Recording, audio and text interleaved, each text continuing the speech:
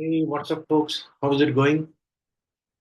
So, today's interview question is your application running in a container and it needs to communicate with external database server. How would you configure a networking to allow this? So, this I have recently seen in my network, like a LinkedIn page. Someone has posted, he has faced this question recently. So, let's look at how we can answer this question. So, your application is running inside a container and it has to communicate with the external database server. Here, I have already some Docker container running, Docker PS.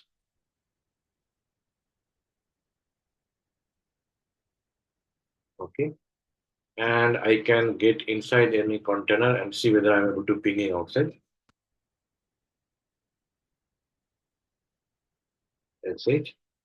So I got inside this Docker container. Okay. And now any database server or any other server, outside server, whether I'm able to ping or not, that I can check. Google, yes, I'm able to ping. Let's see, Apple.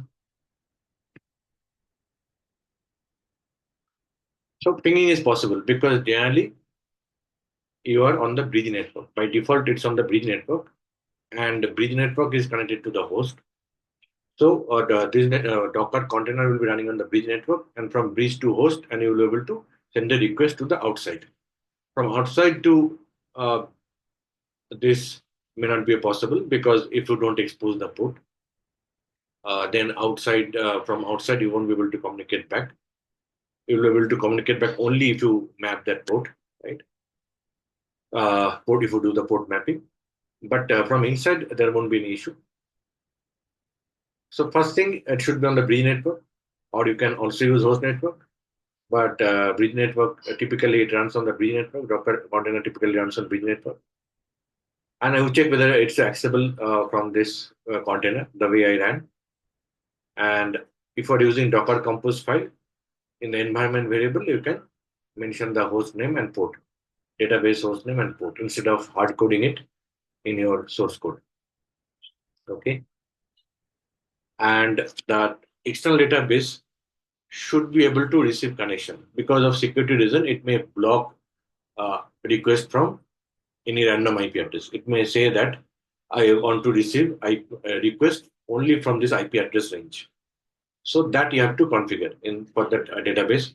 You have to check the security settings that it's able to get the request from that range, the range of IP addresses you are using to run that container.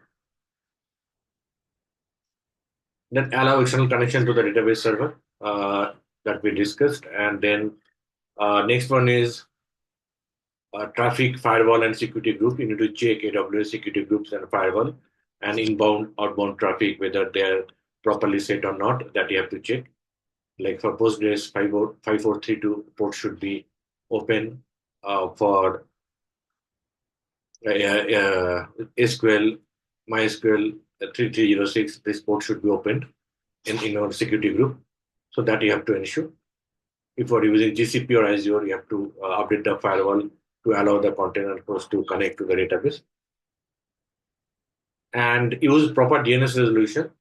Don't use the IP address because IP address may change. Use the DNS name.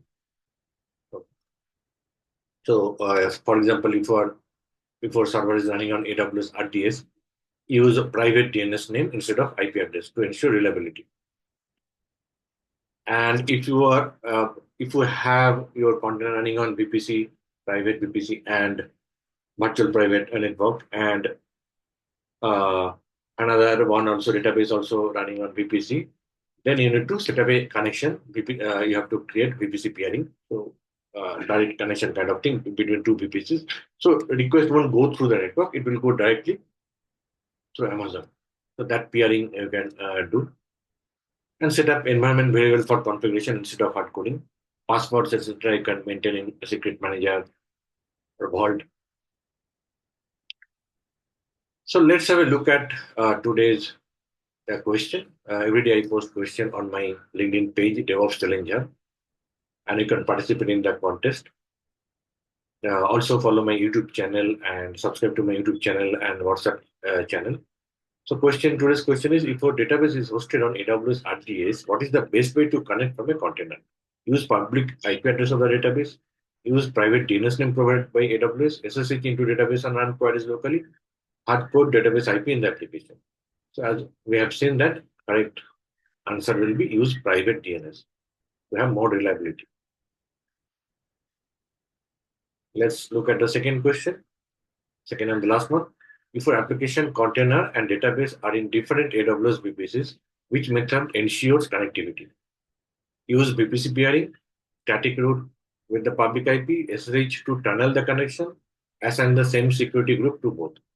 As we have seen, we need to create a VPC peering. Right?